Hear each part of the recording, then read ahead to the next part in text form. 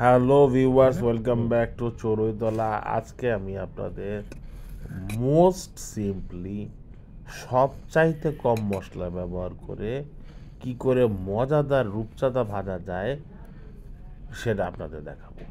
সত্যি কথা বলতে কি, রূপচাঁদা মাছের এত সুন্দর সুস্বাদু একটা মাছ, যা মানে রান্না করতে মশলা খুব কম লাগে। আপনারা মাছটা কেটে ধুয়ে পরিষ্কার করে এভাবে কাট দিয়ে নেবেন, যেভাবে ভিডিওতে দেখেন কি সুন্দর করে কাট দিয়ে নিচ্ছি আমি। আর এই কাট হলে মাছটা যেমন ভিতরে মশলা ঢুকবে, তেমনি দেখতেও সুন্দর লাগে। কাটাকুটির প্রসেস শেষ হলে এতে আমরা যোগ করব স্বাদ অনুযায়ী মরিচ গুঁড়ো, তারপরে তাতে যোগ করব সামান্য হলুদ গুঁড়া, তারপরে দেবো এতে লবণ। লবণটা অবশ্যই সামুদ্রিক মাছে কম দেবেন, সামুদ্রিক মাছে লবণ থাকে। তো এই যে লবণ বাস শেষ।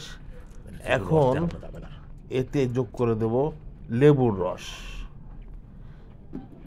লেবুর রসটা নিয়ে পুরা মশলাটাকে পেস্টের মতো করে বানিয়ে মাছের দুই পাশে এবং পেটের ভিতরে ভালো করে মাসাজ করে দেব।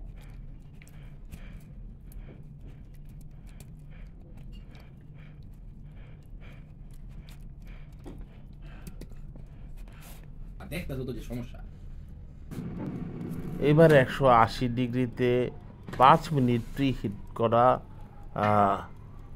এয়ার ফ্রায়ারের মধ্যে একটা স্টিলের স্ট্যান্ড দিয়ে মাছটা আরাম করে বসিয়ে দেব। হ্যাঁ, স্টিলের স্ট্যান্ডটায় আমি একটু সর্ষের তেল ব্রাশ করে নিয়েছিলাম। মাছ উল্টে নিয়ে দুপাশেই 7 মিনিট করে আমি দিয়েছি 180 ডিগ্রিতে। ব্যাস, মাছটা উল্টে নেওয়ার সময় একটু করে সর্ষের তেল ব্রাশ করেছি। বাস 7 মিনিট করে আমি এয়ার ফ্রায়ারে হিট করেছি। বা মাছটা দুর্দান্ত হয়েছে, একদমই ওভার ফ্রাইড হয়ে যায়নি বা ড্রাইড হয়ে যায়নি, যে মাছটা ছাড়া অনেক সময় এয়ার ফ্রায়ারে বেশি কুক করলে মাছ বা মাংস ড্রাই আউট হয়ে যায়, তখন খেতে ভালো লাগে না। কিন্তু এটাতে যেমন জুসি ছিল তেমন খুব ভালো করে কুকও হয়েছিল।